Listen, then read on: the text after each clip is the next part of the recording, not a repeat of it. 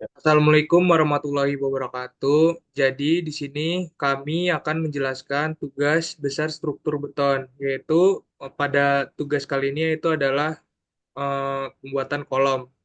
Sebelumnya izin memperkenalkan diri, kami dari kelompok 17C dan nama saya adalah Ryan Razir Fiansyah dengan NIM 1222194. Dan perkenalkan, nama saya Jonas Betanju dengan NIM 122210095. Nah, setelah ini kami akan menjelaskan dalam pembuatan kolom.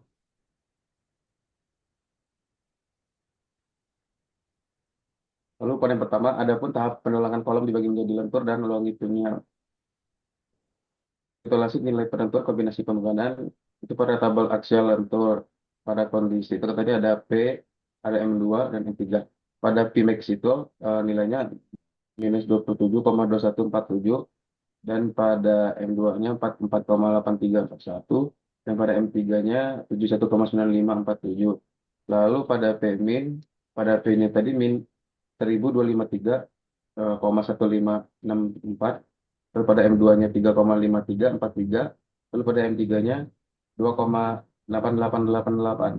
Terus pada M2 Max itu pada P-nya tadi angkanya minus 579,1232. Lalu pada M2-nya tadi itu angkanya sekitar 197,2422. Dan pada M3 datanya 56,1768. Lalu pada M2 min itu P min 782,816. Lalu pada M2 minus 197,2422 dan M3 minus 53,0529. Pada M3 Max dan pada tabel T tadi itu nilainya sekitar minus 1185,6509 dan M2-nya 52,7231 dan pada M3 190,3872. Lalu pada M3 min pada tabel P-nya itu sekitar minus 804,546. Pada tabel M2 minus 59,2823. Lalu pada M3 minus 160,3872. Ya.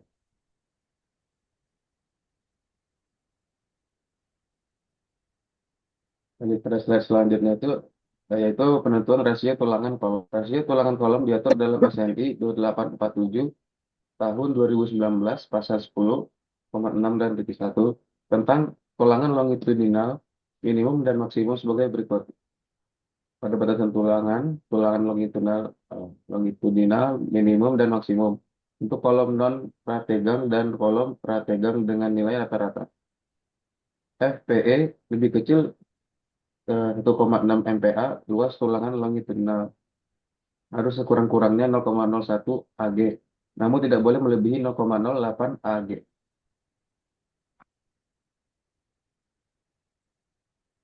Pada slide selanjutnya ini ada define properties. Eh, Pada satuan metrik ini kita masukkan atau menginput data, lalu selanjutnya kita menggeneral information, lalu ubah desain kode menjadi ACI 31814. Units menjadi metrik dan run axis menjadi biaksial. Lalu klik OK. Selanjutnya, tegangan beton kolom FC dan baja tulangan FY masukkan, lalu sifat material. Selanjutnya juga masukkan isi FC 22 MPa dan FY sebesar 400 MPa. Lalu klik OK.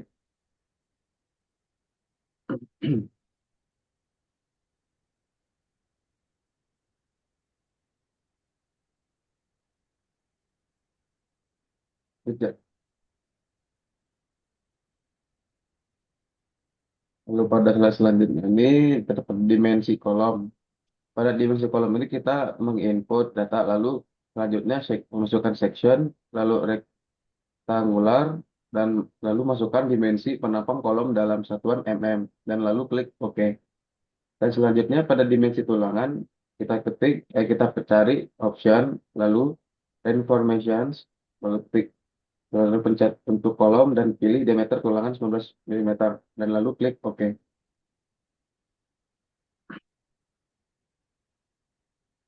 Pada kombinasi pembebanan di sini kita input data lalu loads, selanjutnya vector. dan lalu masukkan nilai P, M2 sebagai MY, dan M3 sebagai MX.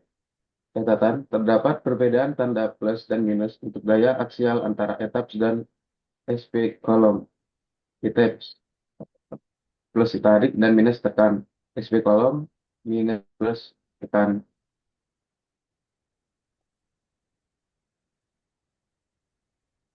Selanjutnya pada jumlah tulangan kolom dan pengecekan hasil tulangan. Yang pertama kita input data, lalu reinformation, lalu all side equal.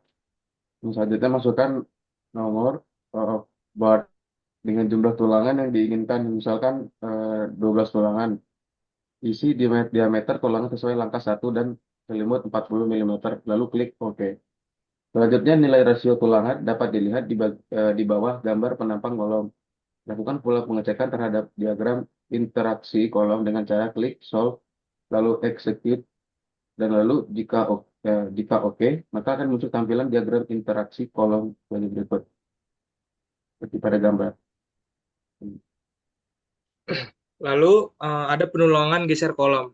Yang pertama itu tahapan perhitungan confinement. Yang pertama itu cek gaya aksial. PU lebih besar dari 0,1 AG, FC itu di sini oke. Terus yang kedua cek syarat sisi pendek. B sama dengan 450 mm. Jadi 450 lebih besar dari 300, yaitu oke. Terus yang ketiga cek syarat rasio dimensi penampang.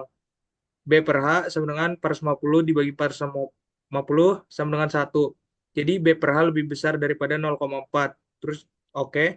Lalu yang keempat yaitu menentukan jumlah tulangan, yaitu tulangannya adalah 12.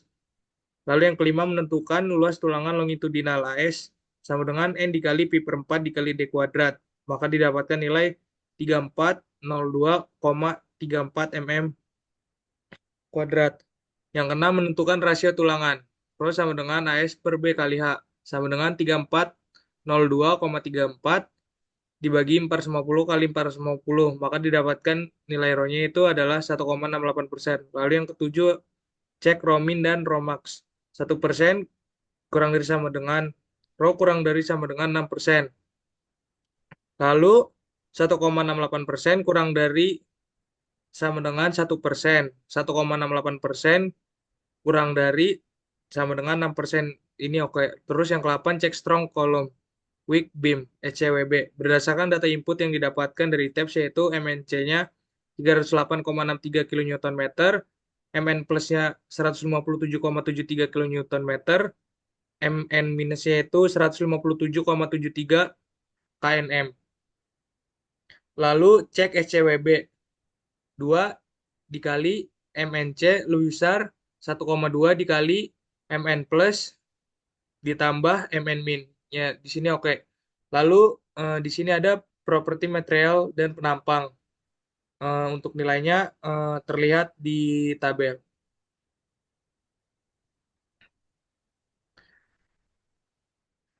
Lalu ada penulangan geser kolom tumpuan.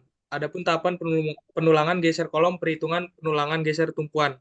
Yang pertama, tentukan ampere kolom, yaitu didapatkan nilai 302,261 kN.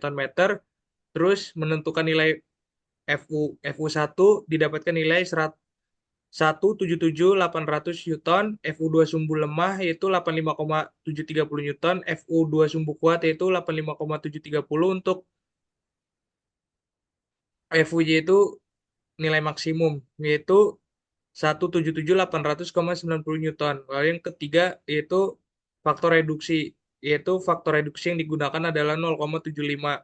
Lalu yang keempat eh, itu nilai FC didapatkan 137.889,52 Newton. Lalu yang kelima yaitu hitung nilai VS perlu. VS perlu yaitu didapatkan nilai 99.178,353 Newton.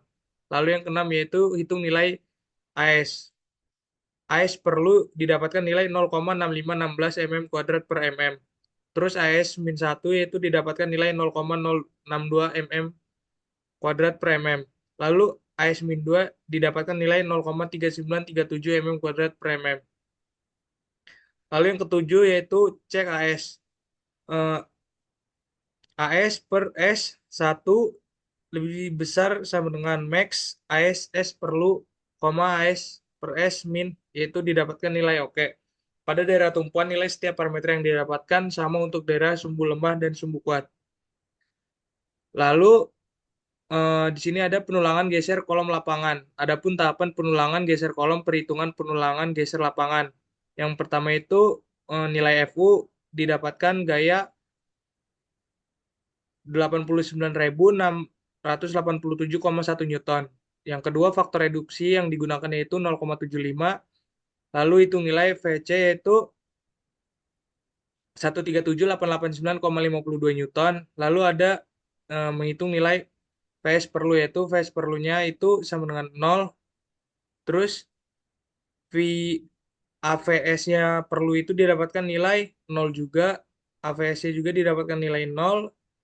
AVS min 2-nya juga didapatkan nilai 0. Lalu ada rekapitulasi penulangan. Rekapitulasi penulangan geser kolom daerah lapangan. Untuk FU-nya itu 85.730. Terus ada faktor reduksinya itu 0,75. Terus PC-nya itu 173.018. Terus PS perlunya itu 0. AVS perlunya itu 0. AS min 1-nya 0. AS min 2-nya 0. Terus cek AS itu oke. Lalu eh, sisanya itu yang ada di tabel di sini. Lalu yang di sebelah kanan ada rekapitulasi penulangan lentur kolom, yang dimana hasil dari pada tabel di sini adalah sudah dijelaskan pada perhitungan yang sebelumnya.